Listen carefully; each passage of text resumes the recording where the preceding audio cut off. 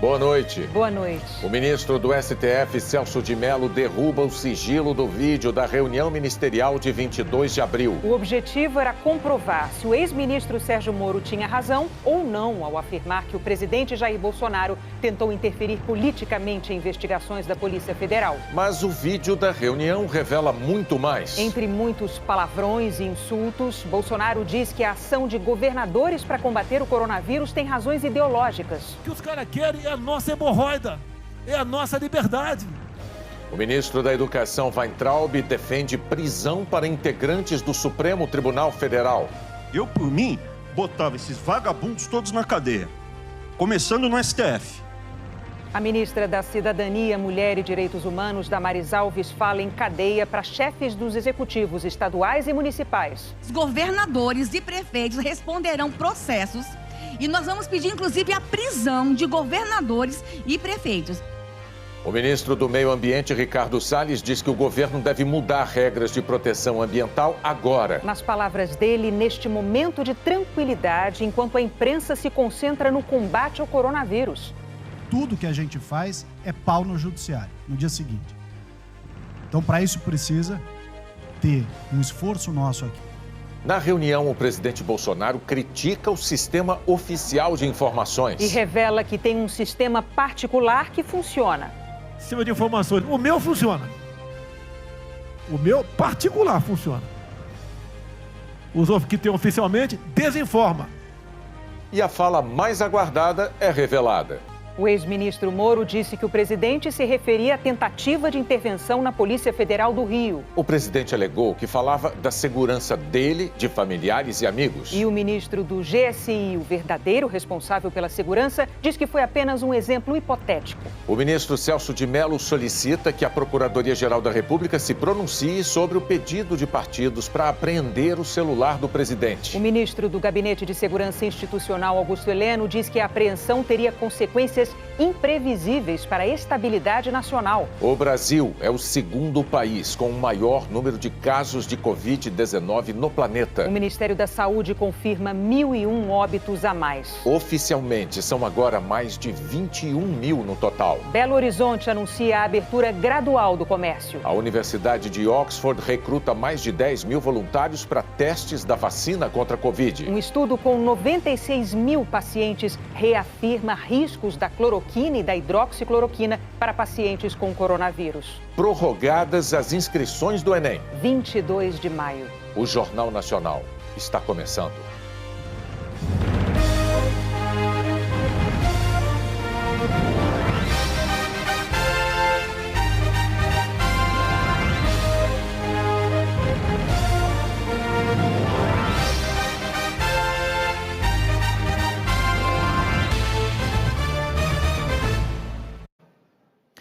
O ministro Celso de Mello, do Supremo Tribunal Federal, garantiu a todos os cidadãos brasileiros o direito de tomar conhecimento dos fatos que se deram durante a reunião ministerial do último dia 22 de abril. Naquela quarta-feira, o presidente da República reuniu ministros para apresentar queixas, cobranças e impropérios.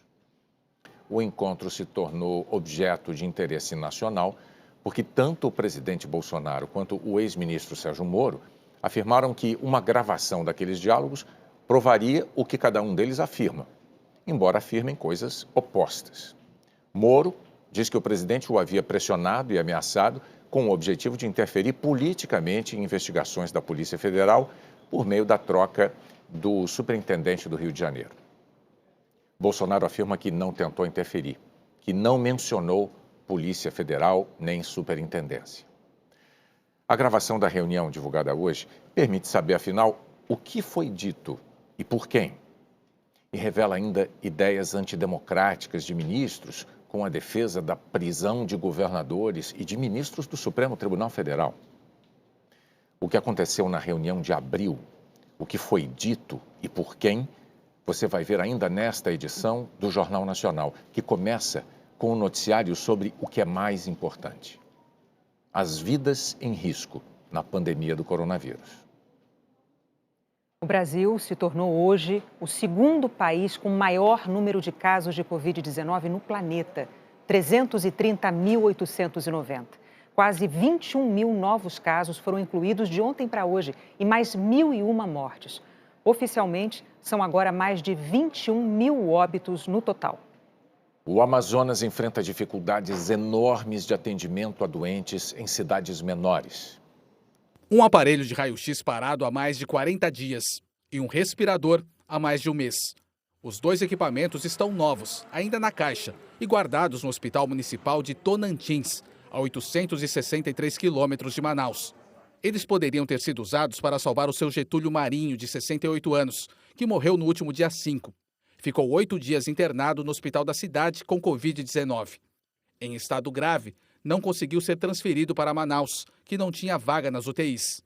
O meu pai morreu solicitando o raio-x e ele não conseguiu, porque lá o raio-x não está funcionando, que nem Coveiro tem. O meu pai foi enterrado por 3 sobrinhos dele. Eles mesmos enterraram meu pai. Seu Indeberto Rocha, de 65 anos, foi outra vítima. Morreu ontem, após 3 dias de internação. Com Covid-19 e em estado grave, ele teve uma parada cardíaca. Não tinha um médico na hora que ele mais precisou. Tinha uma enfermeira e um técnico e não tinha aparelho respiratório. O secretário de Saúde de Tonantins, José Júlio Júnior, informou que não há técnico disponível para instalar o raio-x no hospital e que o respirador está sendo utilizado no transporte de pacientes e que ele estava embrulhado e na caixa para preservar o equipamento. Enquanto os equipamentos ficam nas caixas, a doença invade o interior do Amazonas. 52% dos casos confirmados estão fora da capital. Os pacientes mais graves são transferidos para Manaus, única cidade com UTI. A taxa de ocupação de leitos já é de 82%. O governo da Paraíba interrompeu o transporte intermunicipal até o dia 31 de maio e montou barreiras nos acessos a 7 cidades do litoral. Em João Pessoa, agentes sanitários estão medindo a temperatura de moradores em 2 bairros onde o registro de casos é elevado. Quem tem febre ou apresenta outros sintomas faz o teste rápido e pode ser encaminhado ao médico. A Prefeitura de Belo Horizonte anunciou hoje a reabertura parcial do comércio na segunda.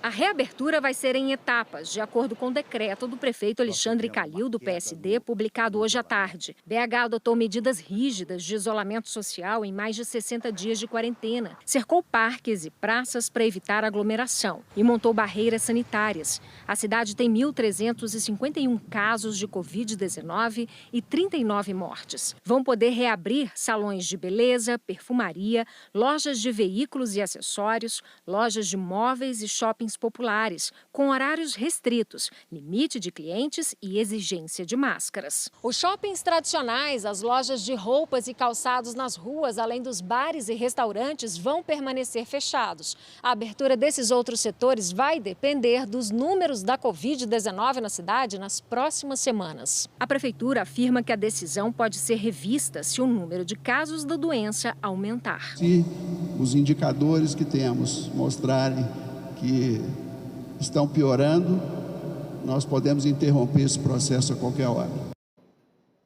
No Rio, o número de casos ainda está aumentando, mas a Prefeitura anunciou que pretende começar a afrouxar medidas de isolamento nos próximos dias. Na mesma semana em que ampliou o bloqueio de ruas, restringindo a circulação de pessoas, a Prefeitura do Rio preparou um plano de reabertura da atividade econômica, que ainda não foi divulgado em detalhes.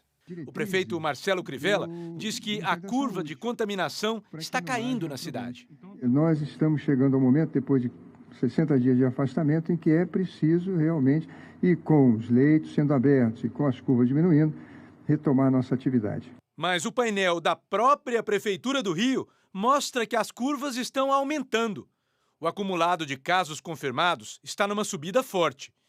E as projeções do Instituto de Matemática da UFRJ, divulgadas pela Prefeitura, mostram que no início de junho o Rio vai bater a marca de 40 mil casos. Ou seja, em menos de 2 semanas, o dobro do acumulado desde o início da pandemia. De acordo com a Secretaria de Saúde do Estado, o número de mortes por Covid na capital também continua subindo. Só que não é mais possível confirmar essas informações com a Prefeitura. O painel da cidade deixou de mostrar o número de óbitos. Informações sendo atualizadas desde segunda-feira.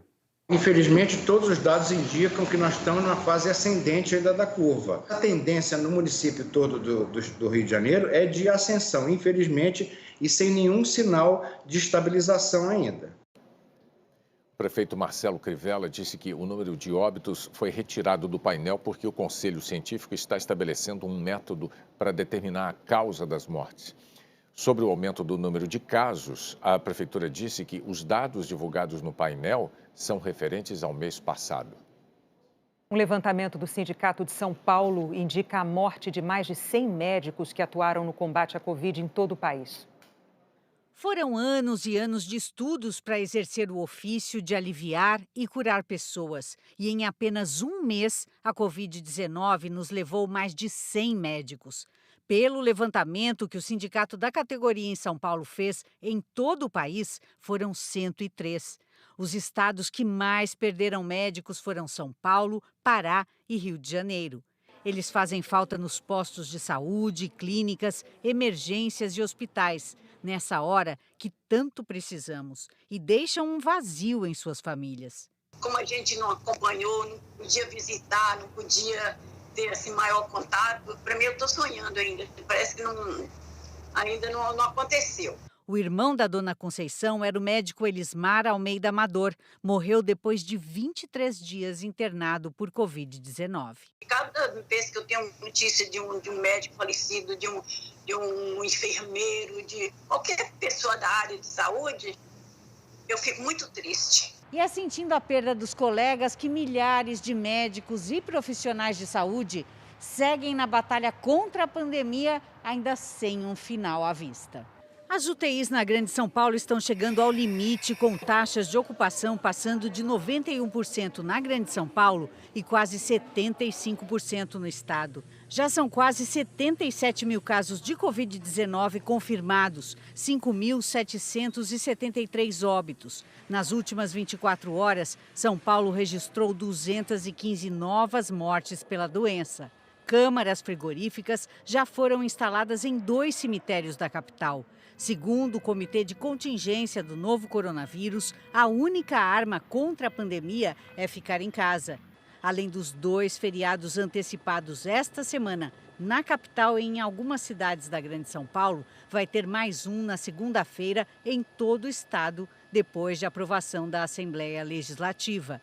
Mais uma tentativa de conscientizar as pessoas para a gravidade da doença que pode se arrastar. Se nós tivéssemos um isolamento superior a 70%, essa epidemia não estaria sob controle. No ritmo atual, não estamos chegando a 55%, como foi as projeções aí medianas, vamos dizer assim, essa epidemia vai se prolongar. Ela vai além de agosto, setembro e provavelmente poderá chegar até outubro. A Secretaria de Saúde do Rio declarou que registrou 3 mortes de médicos da rede estadual por coronavírus. A Secretaria de Saúde do Pará lamentou a morte dos profissionais. Aqui no Jornal Nacional, profissionais de saúde contam o que estão vendo, o que estão vivendo nesta pandemia. Hoje é a vez da médica Laíse Andrade, da emergência do Hospital Nossa Senhora da Piedade, em Paraíba do Sul, estado do Rio.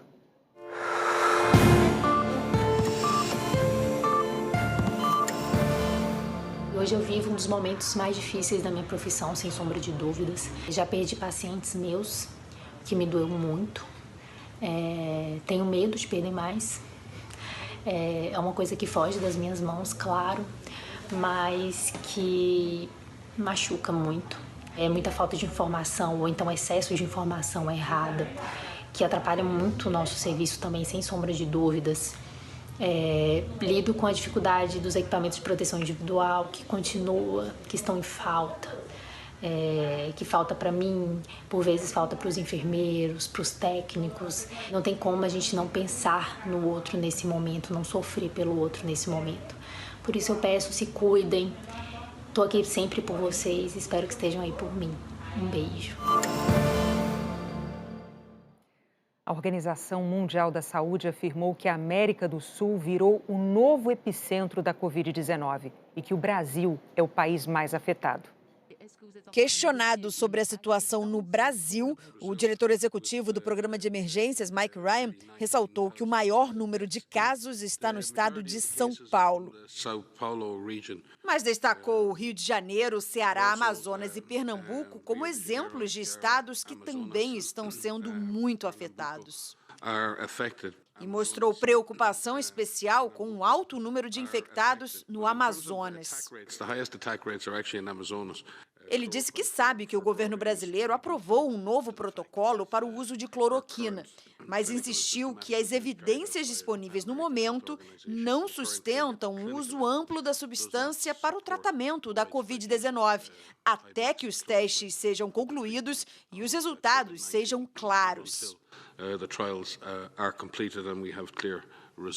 O chefe de emergências da OMS frisou que até agora não há provas sobre a eficácia da cloroquina em pacientes com o novo coronavírus e lembrou que alguns estudos já alertaram para o risco de possíveis efeitos colaterais.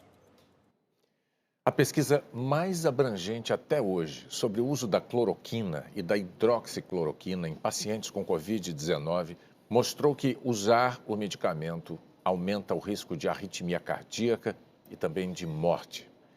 O estudo publicado na revista Lancet incluiu 96 mil pacientes em 671 hospitais ao redor do mundo. 15 mil tomaram alguma forma de cloroquina. A conclusão é que não há qualquer benefício para o uso desse medicamento no tratamento da doença e que, por isso, ele não deve ser indicado para uso fora de estudos clínicos em hospitais. 2 vacinas com resultados promissores contra a Covid-19 entraram numa segunda fase de testes. Uma vacina injeta um vírus enfraquecido no corpo. O sistema imunológico tem a chance de treinar um exército de anticorpos contra um inimigo que não ataca. Mas essas 2 vacinas promissoras não ensinam o corpo a identificar o novo coronavírus, e sim a parte mais importante dele, a proteína que abre a célula. Os cientistas pegaram só essa chave, que apenas o novo coronavírus tem, e inseriram num vírus de resfriado comum. Em tese, as vacinas treinariam o corpo para reconhecer o novo coronavírus a partir dessa proteína. Os cientistas não infectaram o voluntário com o próprio novo coronavírus. Então eles só vão saber se deu certo, esperando para ver se o grupo que recebeu a vacina circulou por aí e não pegou a doença. Não seria ético você infectar alguém sem que haja um tratamento eficaz comprovado. A pesquisa chinesa foi em Wuhan, onde a doença está controlada. Uma dose única da nova vacina já produz anticorpos contra o novo coronavírus em 14 dias e sem efeitos colaterais graves. Agora os pesquisadores vão ampliar os testes. A vacina de Oxford também entrou hoje numa segunda fase de testes, agora com mais de 10 mil voluntários. O pesquisador-chefe já fala em vacinas para setembro. Ele está confiante e tem o peso do mundo nas costas. Nos Estados Unidos, a cidade de Nova York completou hoje 2 meses de isolamento social, com uma redução grande no número de mortes. Quando o fechamento de todos os serviços não essenciais entrou em vigor no dia 22 de março, a cidade tinha quase 11 mil infectados. Só naquele dia, 99 nova-iorquinos perderam a vida. Os números de internações e de novos casos continuaram aumentando. O dia mais doloroso foi 7 de abril, quando quase 600 famílias se despediram de vítimas da Covid-19. Aos poucos, o isolamento achatou a curva de contágio e o número diário de mortes despencou para 16 ontem. Mas as autoridades dizem que ainda não é hora de baixar a guarda. Enquanto outras regiões do estado já reabriram, inclusive as praias, a cidade deve manter a ordem de isolamento social por pelo menos mais 3 semanas. E o governo britânico anunciou hoje uma quarentena obrigatória para quem chegar ao Reino Unido. A ideia é tentar evitar uma segunda onda de infecções por Covid-19. Quem não cumprir o isolamento de 14 dias poderá ter que pagar uma multa equivalente a quase R$7 mil. A seguir, prorrogado o prazo para as inscrições do Enem.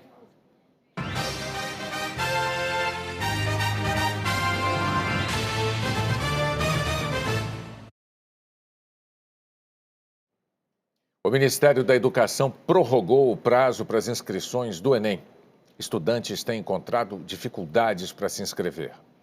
Os alunos já vinham reclamando. Todo o processo de inscrição do Enem esse ano tem sido muito conturbado, a começar pelas inscrições que não estão sendo confirmadas. Eu já paguei o boleto, já tem mais de uma semana, mas ainda não foi confirmada. Hoje, o Ministério da Educação anunciou que o prazo para a inscrição do Enem, que se encerraria hoje, foi prorrogado para as 23 horas e 59 minutos do dia 27, próxima quarta-feira. Serão mais 5 dias. Até agora, mais de 5 milhões de alunos já se inscreveram, mas as dificuldades continuam. Para quem tem problemas no site, o MEC oferece o número 0800 para o aluno tirar dúvidas. Só que ele não aceita ligação de celular. Olha. O número discado não pode ser acessado por telefone móvel. E aí, para quem tenta o telefone fixo, também é difícil. A espera é longa e nem sempre dá resultado. Fiquei esperando mais de uma hora para ser atendida e quando eu fui atendida, a informação que eu tive foi que eles não sabem, não tem nem nada que me diga como vai ser procedido. Não sei se a minha inscrição está feita ou se é mais um bug do site. A prova, que seria em novembro, também foi adiada, mas ainda não tem data definida. O INEP, o Instituto do Ministério da Educação, que é responsável pelo exame, afirmou que os alunos vão receber a confirmação até o dia 28 de maio e declarou que há um portal de autoatendimento para dúvidas. A Receita Federal abriu hoje a consulta ao primeiro lote do Imposto de Renda 2020. Vão ser contemplados mais de 900 mil contribuintes idosos ou com algum tipo de deficiência. O pagamento vai ser no dia 29. É a primeira vez que a restituição começa antes do fim da entrega da declaração. O prazo foi estendido para 30 de junho por causa da pandemia. Mais da metade dos contribuintes ainda não enviou a declaração. Na página do Jornal Nacional na internet, você encontra outras informações sobre o imposto de renda e também sobre o portal para tirar dúvidas sobre o Enem. Também por causa da pandemia, comida e equipamentos de proteção individual têm sido doados por empresas que estão fazendo o que podem para ajudar na crise.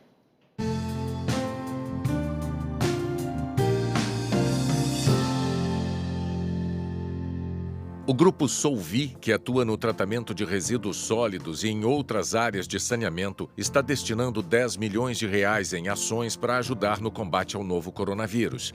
1.2 milhões já foram investidos na doação de cestas básicas, máscaras e álcool em gel a comunidades pobres.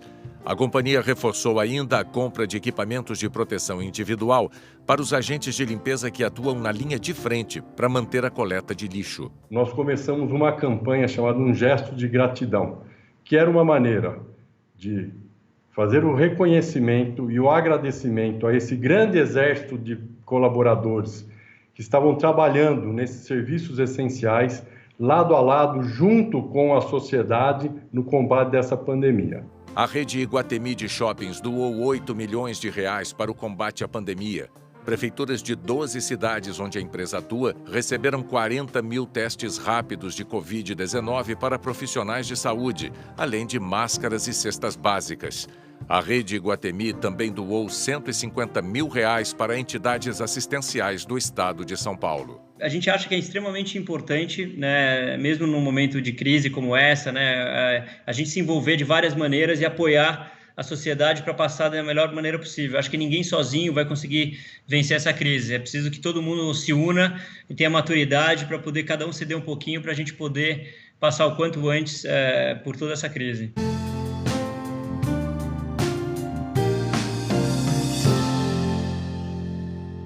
Vamos saber agora como fica a previsão do tempo no sábado. Boa noite, Jaqueline Brasil. Oi, Renata. Boa noite para você, para o Bonner e boa noite para todos. Amanhã pode chover em quase todo o país e a intensidade dessa chuva vai depender da quantidade de vento úmido em cada região. No extremo norte do país, a Zecite, a zona de convergência intertropical, vai provocar o temporal do Amazonas até o Pará. No Nordeste, a chuva deve ser mais isolada. Já nessa área do Acre, passando pelo Centro-Oeste, aqui no Sudeste e também no Sul, pode chover forte e com ventania. A responsável é essa grande frente fria que já chegou e vai armar a chuva em toda essa área em amarelo e principalmente no Rio Grande do Sul. Em Porto Alegre, em Cuiabá, em Rio Branco, pode chover bastante. Em São Paulo, a chuva deve ser isolada e no Rio chove à noite. Depois da chuva, vem o frio. O sistema de alta pressão de origem polar já começa a avançar pelo país amanhã, mas vai ser no domingo que o ar gelado começa a derrubar as temperaturas. E na semana que vem, o frio fica mais intenso. Só para você ter uma ideia, na Serra Catarinense hoje, a máxima foi de 17 graus. Na segunda-feira, o dia começa com 1 grau negativo e depois sobe para 13. Só que na pele, a sensação pode ser de mais frio. 1 grau abaixo de zero, na pele pode virar menos. Essa variação de temperatura está relacionada com a altitude da região, com a umidade baixa e também com a quantidade de vento. Quanto mais alto, com mais vento e ar seco, mais gelado fica, Renata. Está explicado, então, a frente fria que vai trazer chuva, mas também frio. Obrigada, Jaqueline. Bom fim de semana. Para vocês também. O Globo Repórter de hoje traz uma aventura no sul do Brasil. 70 quilômetros a pé. Nossos repórteres caminham sobre o teto da Serra Catarinense, à beira de cânions grandiosos e paisagens deslumbrantes. Entramos no território do Puma, onde os jesuítas teriam enterrado tesouros. Pode alguém andar sobre as nuvens? O mel que não vem das flores, aposta da ciência contra o envelhecimento. E a fruta do futuro, antidepressiva e anti-inflamatória. Coxilha rica, a terra onde o tempo parou. Hoje, no Globo Repórter. A seguir, 2 passageiros sobrevivem à queda de um avião no Paquistão. O Partido Comunista Chinês proíbe protestos em Hong Kong.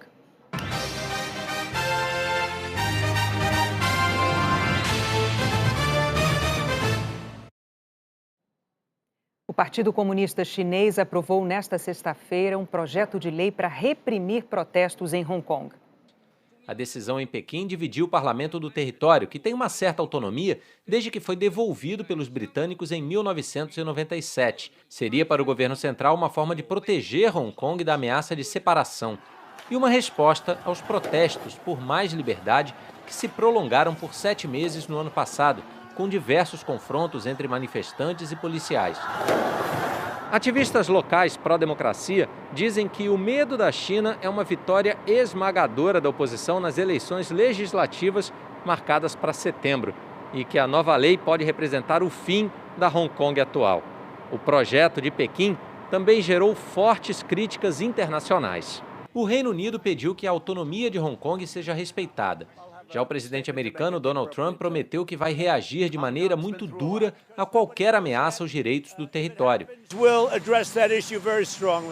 Pequim respondeu, dizendo que não admite a interferência de nenhum país em assuntos internos chineses. Um avião com 99 pessoas a bordo caiu num bairro residencial no Paquistão. Até o momento, as autoridades confirmaram 80 mortes. 2 passageiros sobreviveram. O Airbus A320 saiu da cidade de Lahore com destino a Karachi. Testemunhas disseram que o avião caiu pouco antes da segunda tentativa de pouso, destruindo casas e prédios. Antes de perder contato com a torre, o piloto disse que estava com problemas nos 2 motores. Uma nota divulgada pelo ministro-chefe do Gabinete de Segurança Institucional, Augusto Heleno, provocou reação de entidades civis e de parlamentares. O ministro Celso de Mello é o relator do inquérito que investiga denúncias de que Bolsonaro tentou interferir politicamente na Polícia Federal. E nessa condição, ele cumpriu uma formalidade. Solicitou que a Procuradoria-Geral da República se manifestasse sobre um pedido feito por partidos para apreender os celulares de Bolsonaro e de um dos filhos, o vereador Carlos Bolsonaro. Augusto Heleno declarou que uma decisão favorável à apreensão do celular do presidente poderá ter consequências imprevisíveis para a estabilidade nacional. O procedimento é praxe, cabe ao Ministério Público pedir novas ações no inquérito. O ministro Celso de Mello explicou que se torna imprescindível a apuração dos fatos delatados, quaisquer que possam ser as pessoas alegadamente envolvidas, ainda que se trate de alguém investido de autoridade na hierarquia da República, independentemente do poder legislativo, executivo ou judiciário, a que tal agente se ache vinculado. Os 3 pedidos encaminhados à Procuradoria-Geral da República foram feitos por partidos de oposição e parlamentares. São novas solicitações no inquérito que investiga a tentativa de interferência política do presidente Jair Bolsonaro em investigações da Polícia Federal. Entre os pedidos estão a busca e apreensão dos celulares do presidente da República e de um dos filhos dele, o vereador Carlos Bolsonaro. Agora, cabe ao Procurador-Geral da República, Augusto Aras, se manifestar se acolhe ou não os pedidos. Horas depois do despacho de Celso de Mello, o ministro Augusto Heleno, do Gabinete de Segurança Institucional, divulgou uma nota. Afirmou que o pedido de apreensão do celular do presidente da República é inconcebível e, até certo ponto, inacreditável. Caso se efetivasse, seria uma afronta à autoridade máxima do Poder Executivo e uma interferência inadmissível de outro poder na privacidade do presidente da República e na segurança institucional do país. O Gabinete de Segurança Institucional da Presidência da República alerta as autoridades constituídas que tal atitude é uma evidente tentativa de comprometer a harmonia entre os poderes e poderá ter consequências imprevisíveis para a estabilidade nacional. Mais tarde, em uma rede social, o presidente Jair Bolsonaro republicou a nota do ministro. A nota provocou repercussão entre entidades e congressistas. O presidente da Ordem dos Advogados do Brasil, Felipe Santa Cruz, escreveu em uma rede social: General Heleno, as instituições democráticas rechaçam o anacronismo de sua nota. Saia de 64 e tente contribuir com 2020, se puder. Se não puder, fique em casa. O líder do PT no Senado, o senador Rogério Carvalho, disse que nenhuma autoridade está acima da lei. Cabe ao STF cumprir o seu papel e, se for o caso, requisitar a ordem institucional para garantir o cumprimento da lei. Chega de ameaça à democracia. O Brasil precisa cuidar dos seus doentes e evitar que mais brasileiros morram. Na Câmara, líderes da oposição pediram a convocação do ministro para dar explicações. O país precisa de tranquilidade para enfrentar esse momento difícil com tantas mortes na pandemia. Mas ninguém consegue ter tranquilidade quando o ministro da República ameaça os demais poderes. A TV Globo ouviu alguns ministros do STF que, reservadamente, disseram que a fala de Heleno foi vista como acima do tom e fora do tempo. Agora à noite, o gabinete do ministro Celso de Mello divulgou uma nota. Informou que, a propósito de manifestações criticando precipitadamente uma suposta decisão judicial emanada do Supremo Tribunal Federal, cabe esclarecer que o ministro Celso de Mello não determinou referida medida cautelar, pois limitou-se a meramente encaminhar ao senhor Procurador-Geral da República, que é o órgão da acusação. E que Celso de Mello nada deliberou a respeito nem sequer proferiu qualquer decisão ordenando a pretendida busca e apreensão dos celulares das pessoas acima mencionadas, restringindo-se unicamente a cumprir os ritos da legislação processual penal. Nada mais além disso. O presidente Jair Bolsonaro afirmou que não vai entregar o celular dele, que o telefone não é particular, é institucional e que tem ligações para chefe de Estado e para pessoas da equipe que definem questões do Brasil. Bolsonaro também pediu ao ministro Celso de Mello que retire a requisição. Daqui a pouco, o ministro do STF, Celso de Mello, derruba o sigilo do vídeo da reunião ministerial de 22 de abril. O objetivo era comprovar se o ex-ministro Sérgio Moro tinha razão ou não ao afirmar que o presidente Bolsonaro tentou interferir em investigações da Polícia Federal. Mas o vídeo da reunião revela muito mais.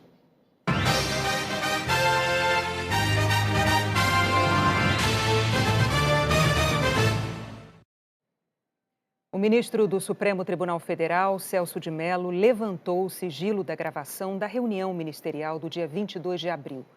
A decisão manteve em sigilo apenas poucas passagens em que há referência a estados estrangeiros. O vídeo é parte do inquérito que apura a denúncia do ex-ministro da Justiça, Sérgio Moro, de que o presidente Jair Bolsonaro tentou interferir politicamente na Polícia Federal. Na decisão, o ministro Celso de Mello cita a entrega do vídeo. Ele diz que Bolsonaro obedeceu à Constituição. O senhor presidente da República, mostrando-se fiel servidor da Constituição Federal, cumpriu ordem judicial emanada desta Corte e apresentou ao Supremo Tribunal Federal a gravação que lhe havia sido requisitada. O ministro Celso de Mello cita o papel do judiciário, quando atua para conter excessos de poder, exerce atribuições da própria Constituição. Celso de Mello ressalta que garantiu a todas as partes do processo o acesso ao conteúdo integral da gravação. Assegurei a todos os protagonistas deste procedimento penal o acesso ao conteúdo integral da gravação concernente à reunião ministerial de 22 de abril. Celso de Mello afirmou que o STF vai garantir de modo pleno a chamada paridade de armas. É um princípio do processo penal que visa a garantir à defesa e à acusação o acesso igualitário a elementos do processo. O Supremo Tribunal Federal, como órgão de cúpula do Poder Judiciário Nacional e máximo guardião e intérprete da Constituição da República, garantirá de modo pleno as partes de qualquer procedimento penal, como o de que ora se cuida, na linha de sua longa e histórica tradição republicana, o direito a um julgamento justo, imparcial e independente, com rigorosa observância de dogma essencial ao sistema acusatório, o da paridade de armas. O ministro critica a posição da Procuradoria-Geral da República. No contexto de um processo penal democrático, o Ministério Público não pode manifestar legitimamente pretensão que busque pautar, para restringi-la, a atividade probatória daquele que sofre persecução penal, não importando se se trata do estágio pré-processual ou se cuida da fase judicial. São essas as razões que me convencem a liberar o acesso integral ao conteúdo da mídia digital enviada pelo senhor presidente da República, para não incidir em ofensa aos postulados que asseguram, em plenitude, o direito à ampla defesa, o direito à prova e o direito à paridade de armas.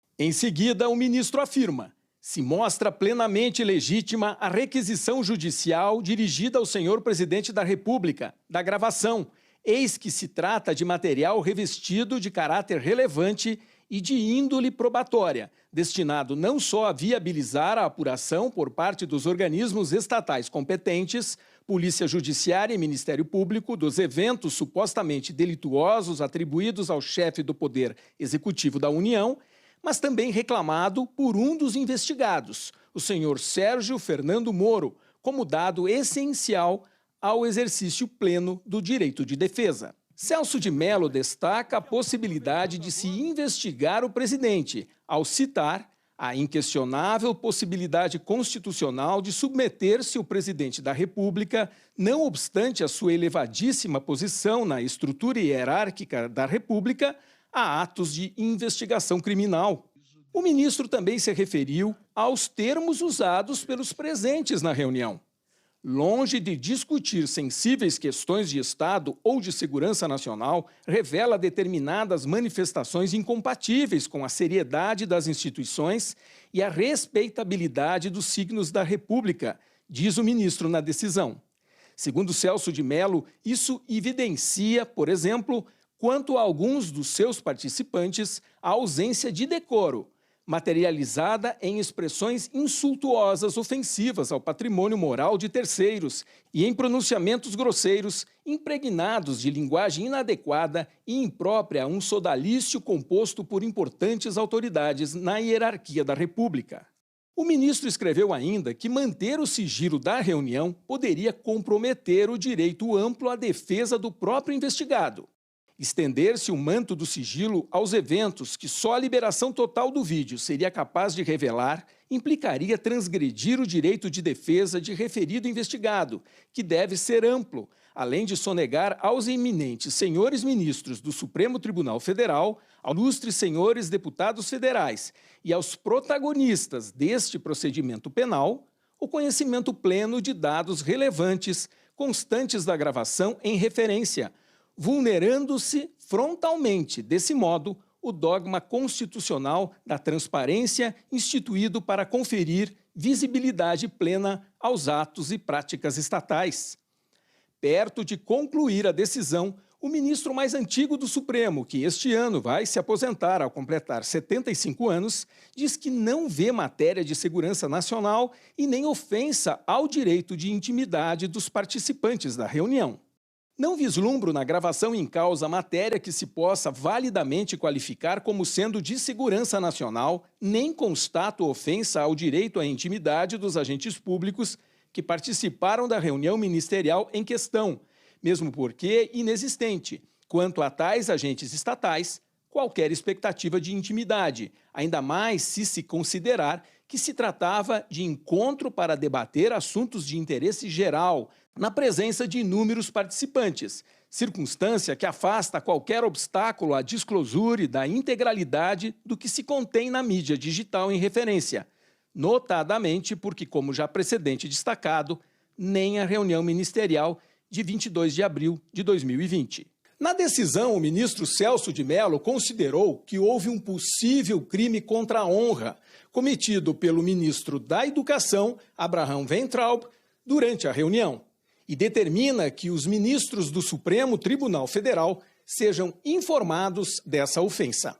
Essa gravíssima leivosia perpetrada por referido ministro de Estado, consubstanciada em discurso contumelioso e aparentemente ofensivo ao patrimônio moral dos ministros da Suprema Corte Brasileira, eu por mim botava esses vagabundos todos na cadeia, começando no STF, externada em plena reunião governamental ocorrida no próprio Palácio do Planalto, que contou com a presença de inúmeros participantes, põe em evidência, além do seu destacado grau de incivilidade e de inaceitável grosseria, que tal afirmação configuraria possível delito contra a honra, como o crime de injúria.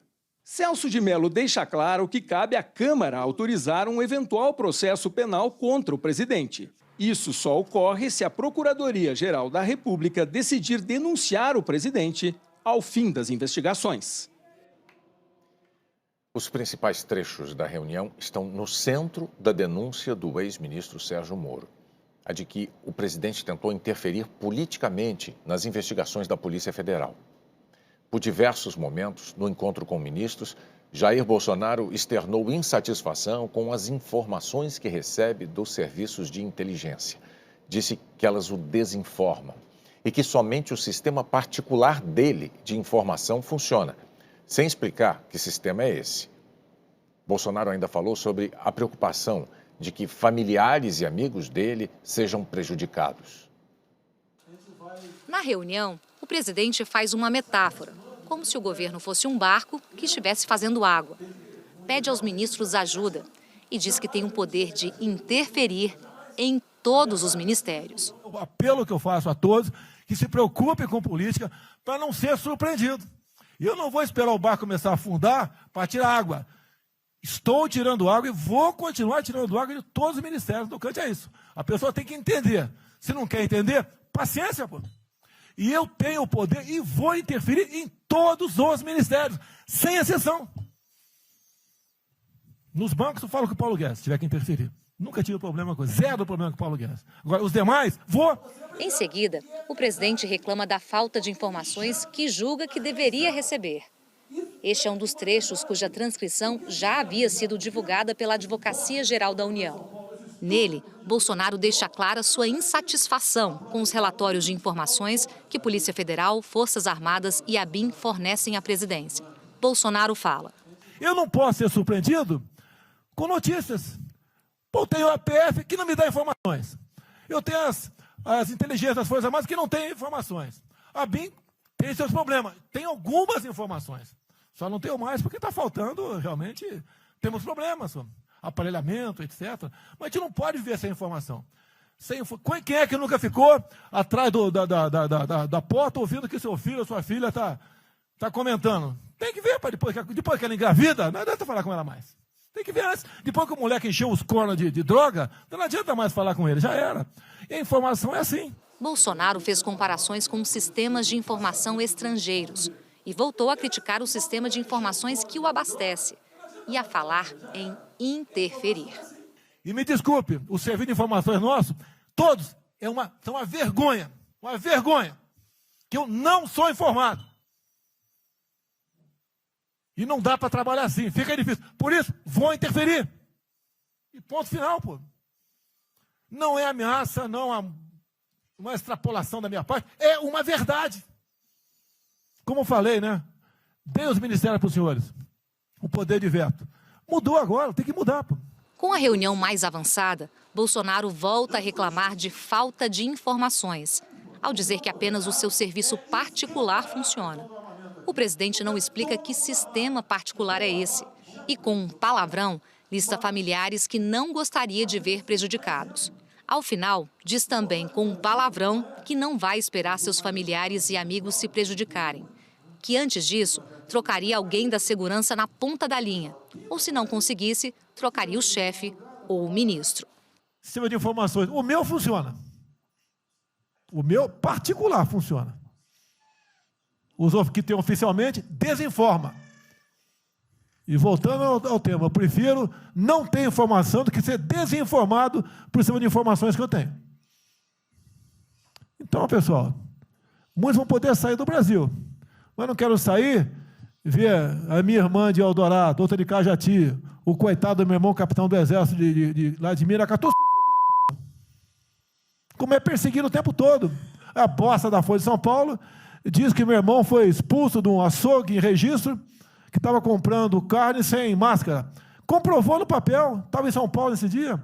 O dono do restaurante, do açougue, falou que não estava lá.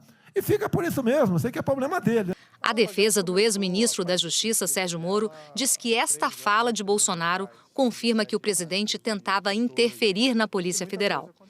Em depoimento à PF, Moro disse que, na reunião, o presidente afirmou que iria interferir em todos os ministérios. E quanto ao Ministério da Justiça e Segurança Pública, se não pudesse trocar o superintendente do Rio de Janeiro, trocaria o diretor-geral e o próprio ministro da Justiça. Para provar a tentativa de interferência política na PF, Moro mostrou uma conversa por aplicativo que teve com o presidente. Nela, Bolsonaro encaminha uma notícia para Moro sobre investigação de deputados bolsonaristas e diz: mais um motivo para a troca. Após a AGU entregar a transcrição ao STF, o Palácio do Planalto deu sua versão sobre esse trecho. Disse que o presidente estava se referindo à sua segurança. A segurança presidencial é realizada pelo Gabinete de Segurança Institucional da Presidência da República. E que nessa parte da reunião, em nenhum momento, o presidente da República menciona ou refere-se, direta ou indiretamente, a superintendente, diretor-geral ou Polícia Federal. O próprio presidente deu esta explicação em entrevista. Paulo, é Rio de Janeiro. Sim. É meu estado. Em que contexto? É hoje tem um filho lá. Todos os meus filhos têm segurança do GSI, todos, sem exceção. Os ministros do governo que participaram da reunião reforçaram essa versão do presidente. Em depoimento à Polícia Federal, o chefe da Casa Civil, Braga Neto, afirmou que quando o presidente Jair Bolsonaro revelou sua intenção de trocar a segurança no Rio de Janeiro, entende que se tratava da segurança pessoal do presidente, a cargo do Gabinete de Segurança Institucional, GSI, não tendo referência à Polícia Federal.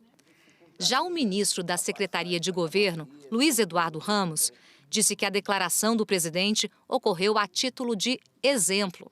Se ele não estivesse satisfeito com sua segurança pessoal, realizada no Rio de Janeiro, ele trocaria inicialmente o chefe da segurança e, não resolvendo, trocaria o ministro. E, nesse momento, olhou em direção ao ministro Heleno. O vídeo mostra que Bolsonaro não olhou em direção ao ministro Heleno neste momento. No vídeo da reunião, além de demonstrar preocupação com a família, Bolsonaro também fala em amigos.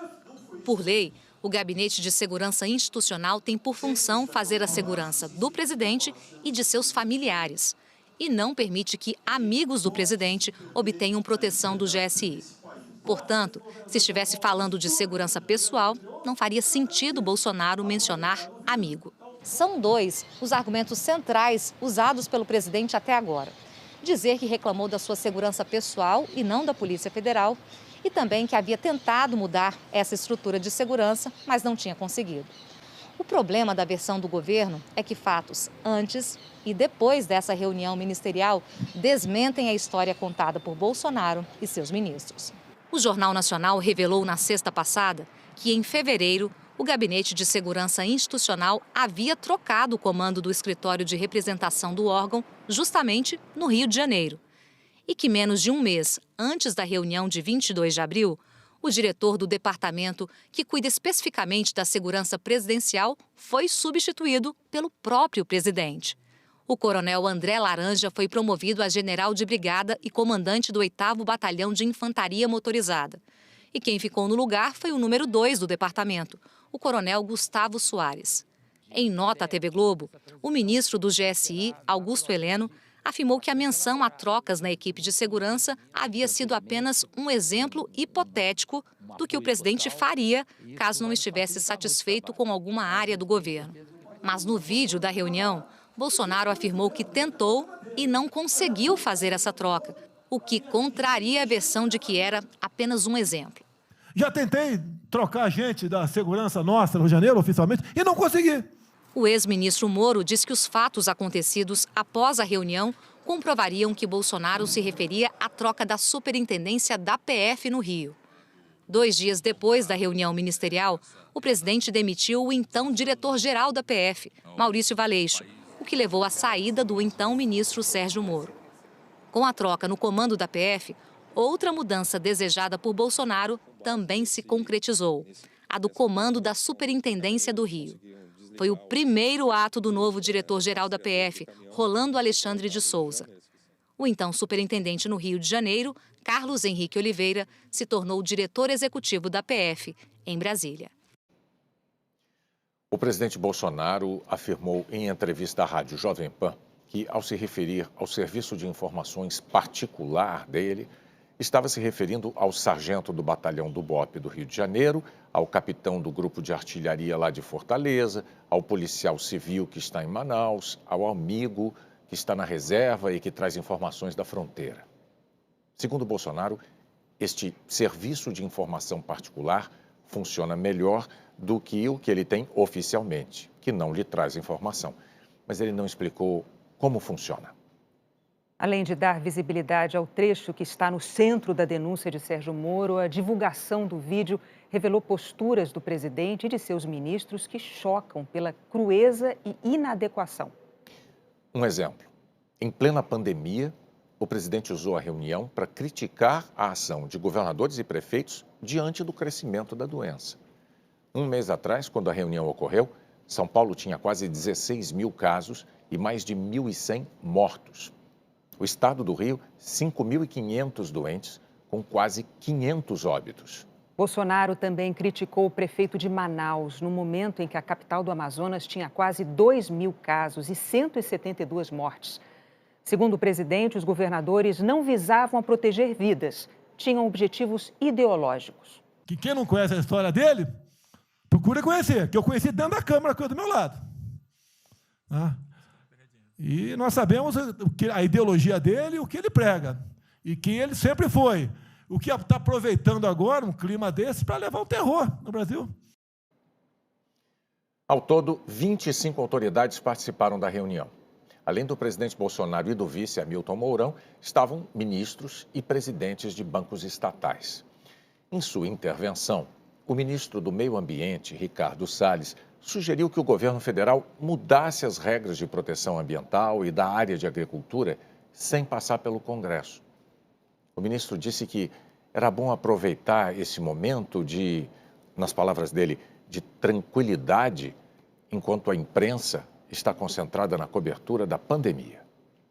A oportunidade que nós temos, que a imprensa não está nos dando um pouco de alívio nos outros temas, é passar as reformas infralegais de desregulamentação, simplificação, todas as reformas, tudo que a gente faz é pau no judiciário, no dia seguinte.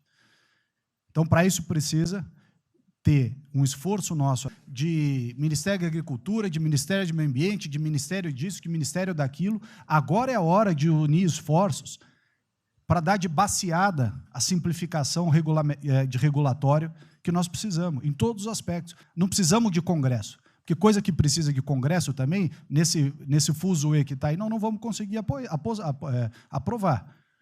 Agora tem um monte de coisa que é só parecer, caneta, parecer, caneta. Sem parecer também não tem caneta, porque dar canetada sem parecer é cana.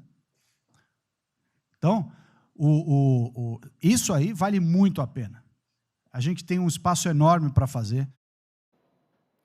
A ministra dos Direitos Humanos, Damares Alves, criticou a atuação de governadores e prefeitos que seguiram as orientações de organismos de saúde e adotaram medidas de distanciamento social para conter a expansão do coronavírus.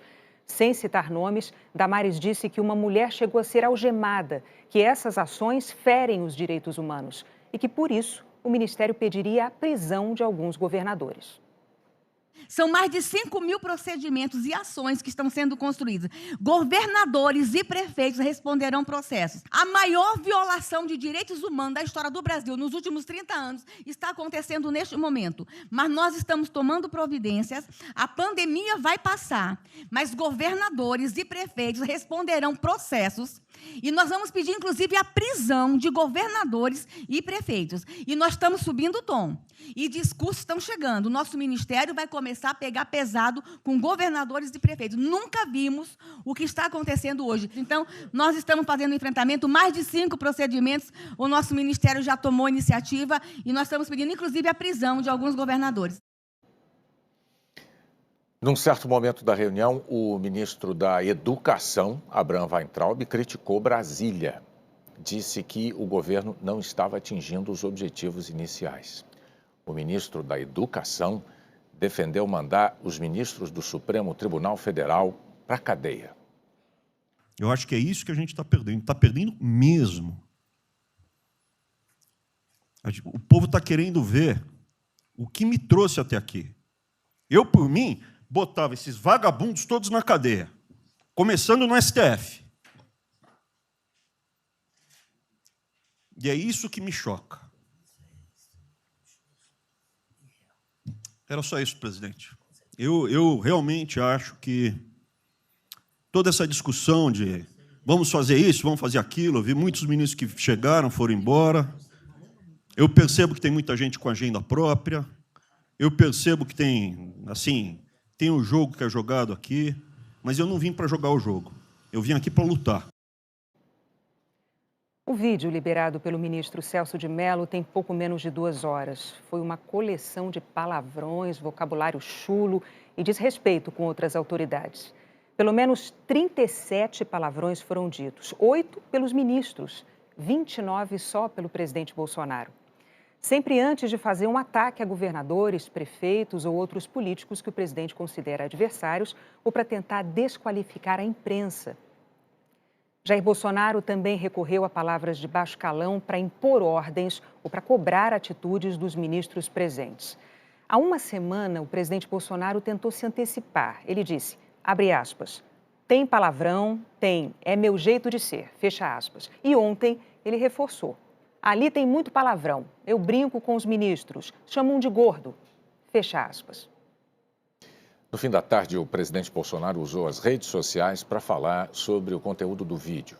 Ele publicou 21 minutos da reunião e escreveu, abre aspas, mais uma farsa desmontada, nenhum indício de interferência na Polícia Federal, fecha aspas. Bolsonaro repetiu o versículo da Bíblia que já usou diversas vezes. Conhecereis a verdade e a verdade vos libertará. A defesa do ex-ministro Sérgio Moro disse que recebeu com respeito e serenidade a liberação do conteúdo da reunião. A decisão do ministro Celso de Mello, segundo a defesa, possibilita que autoridades e a sociedade possam constatar a veracidade das afirmações de Moro ao deixar o governo. A defesa de Sérgio Moro disse ainda que a decisão ressalta o avanço democrático brasileiro, coibindo qualquer tipo de arroubo autoritário e reafirmando a soberania dos valores da Constituição. O conteúdo da reunião ministerial teve repercussão rápida e ampla. Na reunião, o presidente Jair Bolsonaro atacou diretamente 2 governadores e um prefeito. Os 3 se manifestaram. O governador de São Paulo, João Dória, do PSDB, que foi atacado pelo presidente Jair Bolsonaro na reunião, reagiu em uma rede social. Disse que o Brasil está atônito com o nível da reunião ministerial. Palavrões, ofensas e ataques a governadores, prefeitos, parlamentares e ministros do Supremo demonstram descaso com a democracia, desprezo pela nação e agressões à institucionalidade da presidência da República, e que é lamentável exemplo em meio à maior crise de saúde da história do país e diante de milhares de vítimas. O prefeito de Manaus, Arthur Virgílio, do PSDB, que também foi atacado na reunião, disse que os insultos do presidente transformam a solenidade de uma reunião de ministério em uma conversa de malandros de esquina. Quebra a liturgia do cargo, vulgariza a instituição que deveria saber honrar, exibe despreparo e me põe a questionar todos os presentes. Como um ministro pode, sem se desmoralizar, conviver com uma pessoa dessa baixa extração? Que tempos, que costumes. O governador do Rio, Wilson Witzel, publicou em rede social que a falta de respeito de Bolsonaro pelos poderes atinge a honra de todos. Sinto na pele seu desapreço pela independência dos poderes e espero que, num futuro breve, o povo brasileiro entenda que do que ele me chama é essencialmente como ele próprio se vê. O governador do Maranhão, Flávio Dino, do PCdoB, disse que na forma e no conteúdo, a tal reunião ministerial revela um repertório inacreditável de crimes, quebras de decoro e infrações administrativas, além de uma imensa desmoralização e perda de legitimidade desse tipo de gente no comando da nossa nação. Por outro lado, o ministro da Cidadania, Onyx Lorenzoni, defendeu Bolsonaro. Disse que a divulgação do vídeo da reunião mostra claramente um governo comandado por um homem que se preocupa em servir ao povo brasileiro. O Brasil não estava acostumado a isso, e sim com governos que se serviam do trabalho do povo brasileiro. O secretário de Comunicação, Fábio Van Garten, disse que o inimigo esperava que caísse a máscara do presidente Bolsonaro no vídeo da reunião ministerial. Realmente caiu, mas o que todos viram foi a mesma face, um líder defendendo os mesmos valores que defendeu em sua campanha e querendo proteger seu povo da tirania de pseudo-ditadores. Parlamentares de vários partidos se manifestaram, a maioria contra. Em notas, vídeos e nas redes sociais, os políticos reagiram ao tom do presidente na reunião. A líder do PSL na Câmara, Joyce Hasselmann, disse: "Eu sempre tive vergonha de participar das reuniões. Jair Bolsonaro admite a tentativa de troca em determinados cargos para proteger a família e amigos." Já a deputada Caroline de Tone, do PSL, disse que o vídeo mostra o presidente Jair Bolsonaro indignado com o estado de coisas que se instalou no país, com a iminência do comunismo, sua preocupação com o povo, com as liberdades. O PSDB afirmou que a reunião ministerial do dia 22 de abril ficará marcada como um dos momentos mais baixos e deprimentes da história recente brasileira. Nenhum apego à liturgia do cargo, linguagem chula, ameaças gratuitas. Em alguns momentos parecia mais uma reunião de uma gangue armamentista. As bancadas dos partidos de oposição disseram que a reunião ministerial revela a total desconexão do governo com o combate à pandemia, que em nenhum momento é fator de preocupação para o presidente e seus ministros. Além disso, fica claro o baixo nível dos integrantes do atual governo. Como bárbaros, jogam a República no caos, desrespeitam as leis, as instituições e ignoram a Constituição. E que indica a tentativa de formação de milícias em defesa de um projeto antinacional e antidemocrático. O senador Major Olímpio, líder do PSL, disse que o vídeo deixa interrogações e criticou o tom de Bolsonaro na reunião. Xingamentos, palavrões, baixaria, mas parece uma briga acalorada de botequim que uma reunião do presidente com ministros. Esse é o enredo do vídeo que veio a público. Entretanto, dentro do campo jurídico, ainda fica interrogações se o presidente realmente queria interferir e para quê na Polícia Federal. Logicamente, os depoimentos e novas provas vão compor o inquérito. O senador Jacques Wagner, do PT, afirmou que o vídeo foi requisitado como prova e, como prova, mostra a tentativa de interferência na PF do Rio e revela definitivamente que ele não é uma pessoa preparada para comandar uma equipe, muito menos para governar um país. Fica nítido o constrangimento de vários ministros. O senador Fabiano Contarato, da Rede, também frisou que o presidente fala abertamente que queria interferir na PF. A senadora Elisiane Gama, líder do Cidadania, disse que é estarrecedor o conteúdo do vídeo da reunião ministerial divulgada pelo STF. A forma chula, os palavrões e os ataques às instituições revelam um governo que rompeu com a democracia que o elegeu. Tudo deixa claro que o presidente quer as instituições a seu serviço e não do povo. O Jornal da Globo é depois da sessão Globoplay. Boa noite. Boa noite, bom fim de semana.